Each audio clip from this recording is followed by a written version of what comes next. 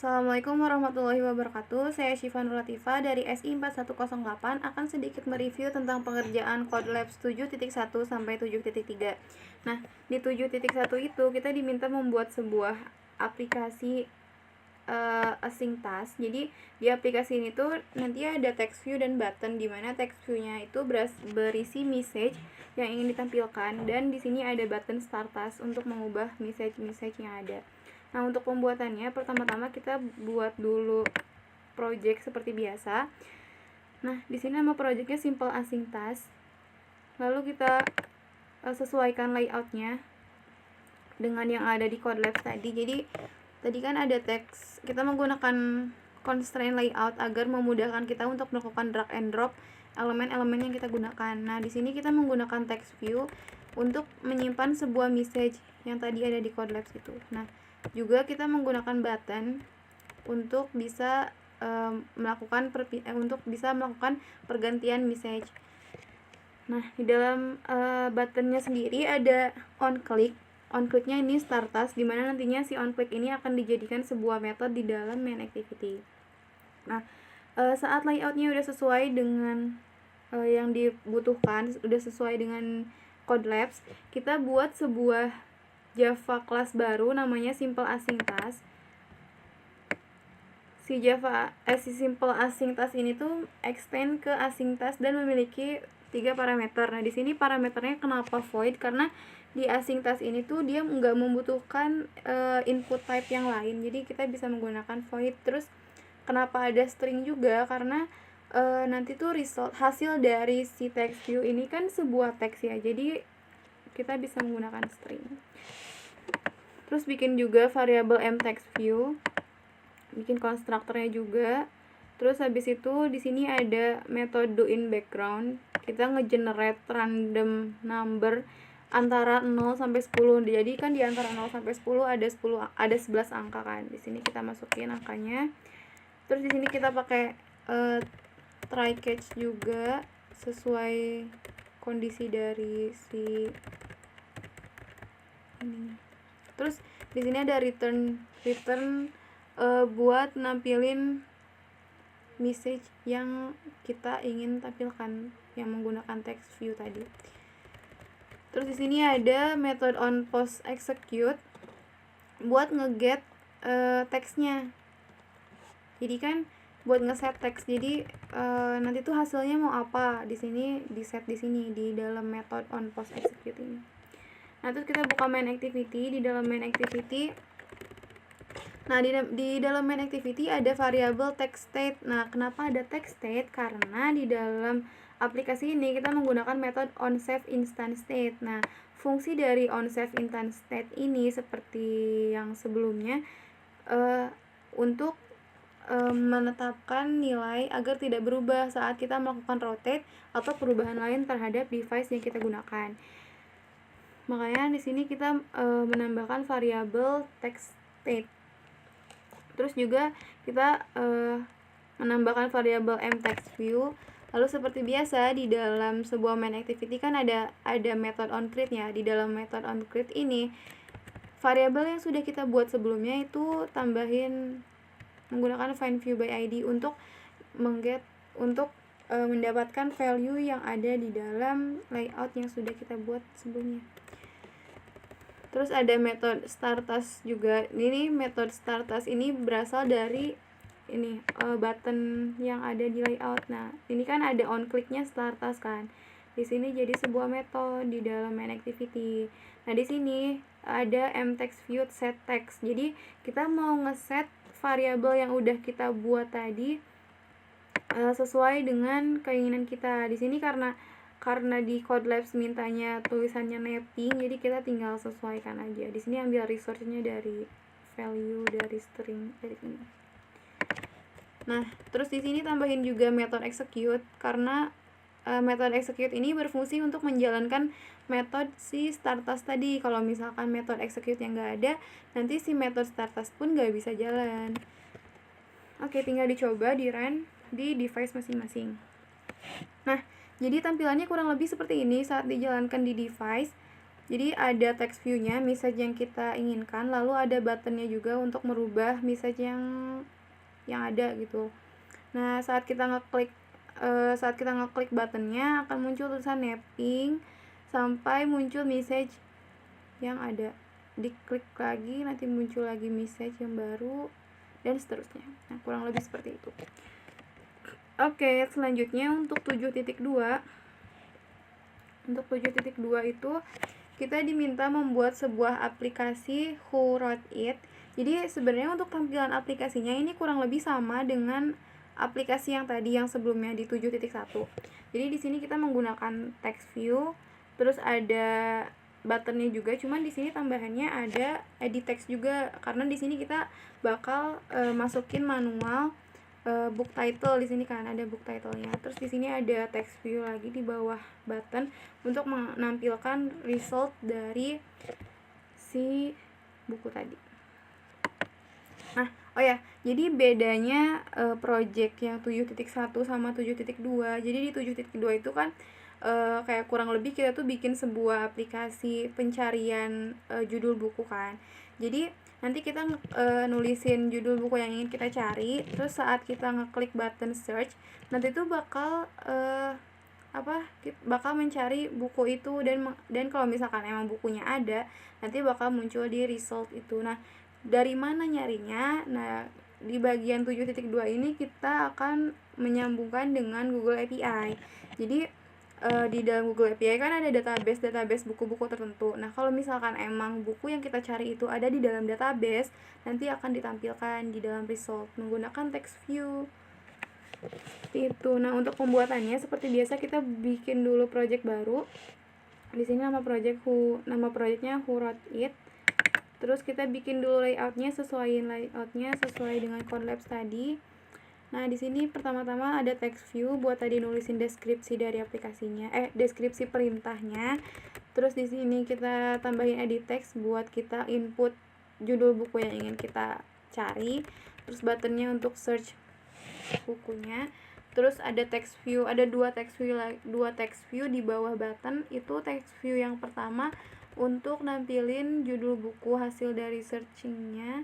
Terus di bagian keduanya itu text view keduanya untuk menuliskan penulis dari buku tersebut. Nah, kalau misalkan layoutnya udah sesuai dengan Conlabs, kita tinggal masuk ke bagian logikanya. Nah, selanjutnya untuk logikanya sendiri, pertama-tama kita buka main activity. Nah, di dalam main activity ini kita bikin dulu variabel untuk edit text yang input judul buku tadi, terus juga text view untuk title text sama author textnya. Nah, setelah kita buat variabelnya, kita find view by ID si variabel tadi di dalam method onCreate buat ngeget si value-nya. Nah, terus di sini ada method search book. Search book di sini tuh berasal dari sini sih, layout yang button tadi kan, di button tadi ada on-click kan, dan on-clicknya itu search books. Jadi di dalam main activity itu ada method search books. Nah, di dalam method sini tuh ada query stringnya. Terus di sini ada input method manager, itu gunanya buat nge-hide keyboard kalau misalkan buttonnya udah kita klik. Jadi saat kita udah nulisin buku apa yang mau kita cari, kan kita tuh pasti ngeklik buat search judul buku itu kan. Nah, saat kita ngeklik search itu, keyboard yang kita gunakan untuk ngetik itu nanti bakal hilang kayak gitu. Terus di sini ada connectivity manager untuk ngecek status dari connection internet kita. Karena kan kita kan bakal menghubungkan itu ke Google API. Jadi secara otomatis kita juga butuh koneksi internet. Kalau misalkan koneksi internetnya ada, maka nanti bakal langsung dicari dari database yang ada di Google API. Tapi kalau misalkan koneksi internetnya nggak ada, nanti bakal muncul sebuah message kayak gini, please check your network connection and try again. Nah, kurang lebih kayak gitu. Nah, terus habis itu kita bikin juga sebuah Java class baru namanya network utils. Di sini buat ngekoneksiin antara aplikasi kita dengan Google API. Nah, pertama-tama di sini kan ada book based URL. Nah, di sini buat apa? Buat masukin URL API yang kita gunakan. Karena kan Google API nggak cuma berisi buku-buku aja kan, tapi ada database yang lain. Jadi biar lebih spesifik di sini kita masukin URL-nya. Terus di sini ada parameter untuk stringnya tadi, terus limit dari hasil searchingnya tuh. Nah, terus di sini juga ada method get book info. Di sini buat ngambil value search tadi sebagai string, terus nanti tuh bakal mengembalikan respon dari JSON dari si API, si Google API-nya itu. Nah, terus di sini buat ngekoneksiin ke internet ada HTTP URL connection, buffer reader, terus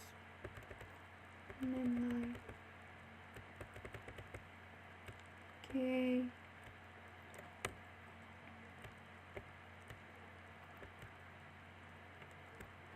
Terus di sini juga ada try catch-nya. Di sini try kalau misalkan connection-nya berhasil nanti kayak gimana. Terus di sini ada catch itu buat kalau misalkan tiba-tiba ada error nanti ngehandle si problemnya kayak gimana. Terus finally itu tutup, kalau misalkan udah selesai koneksinya bakal di close gitu.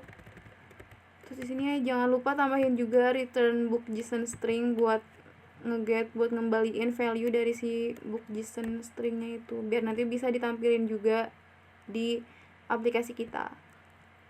Oke, terus kalau misalkan network utilsnya udah selesai, kita bikin juga Java class baru namanya bookloader. Nah, sebenarnya di bookloader itu tuh kita bikin dulu variabel mquery string, terus di sini ada juga on start loading. Nah, sebenarnya kan si Java class bookloader ini kan berhubungan juga dengan main activity kan. Nah, di main activity sendiri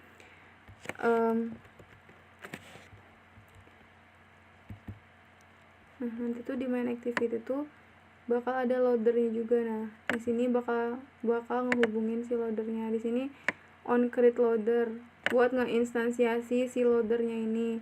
Terus di sini on load finish ini kalau kalau misalkan udah selesai si loadernya itu. Terus nanti kalau misalkan emang on loader reset tuh kalau misalkan emang udah selesai aplikasinya, nanti kita menggunakan metode on loader reset kayak gitu. Terus nanti tinggal dicoba di device. Udah. Nah, jadi tampilan di device kurang lebih kayak gini. Layoutnya sama seperti yang di Codelabs tadi. Terus misalkan kita coba nih cari buku, misalkan apa, Lion. Klik button. Nah, muncul deh hasilnya dari Google API tadi. Oke, udah. Nah, terus untuk 7.3 itu kita diminta membuat sebuah aplikasi Power Receiver. Jadi nanti di sini si Power Receiver ini tuh kalau kita klik si broadcastnya itu, dia nanti bakal muncul sebuah toast message custom broad receive. Ya, kurang lebih tampilannya akan seperti ini. Untuk membuat aplikasinya seperti biasa, bikin dulu project baru. Di sini nama projectnya Power Receiver. Lalu kita edit layoutnya, sesuaikan dengan yang ada di Codelabs. Tadi kan yang di Codelabs juga hanya berisi button ya, terus namanya send custom broadcast, samain aja. Terus di sini jangan lupa juga tambahin on clicknya di sini send custom broadcast. Jadi pasti di dalam main activity pasti ada metode ini tadi nih, send custom broadcast. Oke, jadi pertama-tama kita bikin dulu tadi kan kita mau bikin broadcast itu kan, broadcast receiver. Kita bikin dulu receivernya di sini. Di sini namanya custom receiver. Bikin dulu custom receivernya. Nah, terus di sini di dalam apa? Kan ini Java class untuk receiver kan. Jadi sini jadi ada method on receive. Nah, di dalam method on receive itu kita ada switch case-nya. Switch case-nya di sini tuh kan kalau receiver ada connected sama disconnected kan. Jadi di sini kita akan mengembalikan sebuah nilai tergantung dengan kondisi dari si aplikasinya itu. Kalau misalkan si action powernya connected, nanti bakal muncul sebuah toast message power connected. Kalau misalkan disconnected, si toast message-nya menyesuaikan disconnected. Kalau misalkan dia custom broadcast, nanti bakal muncul toast message-nya custom broadcast receive. Nah, terus di sini ada toast make text. Di sini buat nampilin si toast message-nya itu di dalam aplikasi kita. Di sini kan diatur juga kan lamanya, short length-nya. Jadi lamanya toast itu tuh nanti bakal lama atau sebentar aja. Nah, terus kalau misalkan custom receive-nya udah dibuat, kita buka main activity. Di sini kita bikin dulu sebuah objek custom receiver. Di sini nama objeknya mReceiver. Terus bikin objek. Terus di sini bikin string, bikin variabel. Nah, terus seperti biasa di dalam main activity kan ada onCreate. Nah, di dalam onCreate ini kita ngedefine dulu yang namanya intent filter. Di sini bikin dulu objek intent filternya. Terus juga tadi kan di receiver kan ada connected sama disconnected.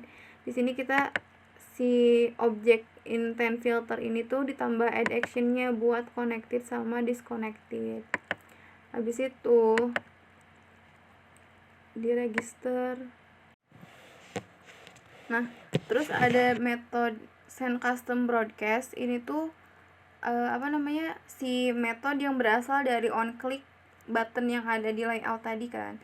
Di sini ada intent ya, seperti fungsi intent seperti biasanya untuk memindahkan antara activity yang satu dengan activity yang lainnya. Di sini bikin dulu objek intentnya, terus nanti tinggal di dari intent mana terus ke intent mana. Di sini kan si intentnya berfungsi untuk melakukan send broadcast kan. Nah, terus di sini ada method on destroy juga. On destroy itu kalau misalkan method ini tuh dipakai kalau misalkan receiver-nya udah nggak diperlukan lagi. Jadi daripada nanti bakal ngabisin memori handphone, kita di destroy si cycle-nya itu, life cycle-nya itu. Jadi nggak memenuhi memori handphone. Nah, udah tinggal coba di run di device masing-masing. Nah, jadi kalau misalkan udah di run di device, coba kita klik tampilannya kurang lebih ini, sama kayak tadi tampilan di Codelabs. Dan kalau misalkan kita klik buttonnya, nanti bakal muncul toast message di bawahnya. Udah kurang lebih itu. Sekian review Codelabs dari saya. Terima kasih. Mohon maaf bila ada salah-salah kata. Wassalamualaikum warahmatullahi wabarakatuh.